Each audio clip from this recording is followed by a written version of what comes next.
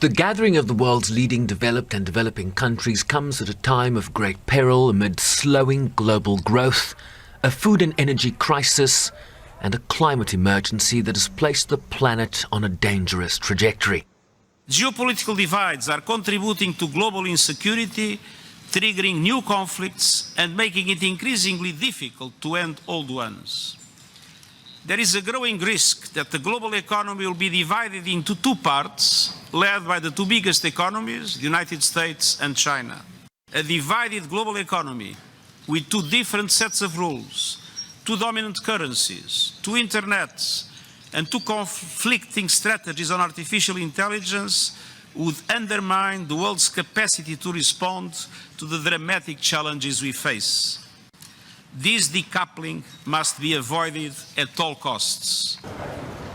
With the leaders of the United States and China seeking to set a tone of cooperation ahead of the summit's official start on Tuesday, agreeing to restore regular communication while jointly voicing opposition to the use of nuclear weapons in Ukraine. As you know, I'm committed to keeping the lines of communications open between you and me personally, but our governments across the board, because our two countries have so much that we have an opportunity to deal with. As the leaders of our two nations, we share responsibility, in my view, to show that China and the United States can manage our differences, prevent competition from becoming anything ever near conflict, and to find ways to work together on urgent global issues that require our mutual cooperation. And I believe this is critical for the sake of our two countries and the international community. Views echoed by the Chinese leader as he lamented the current relationship as not being in the fundamental interests of both nations and the world. The world has come to a crossroads. Where do we go from here? This is a question that is not only on our mind, but also in the minds of all countries. The world expects that China and the United States will properly handle the relationship.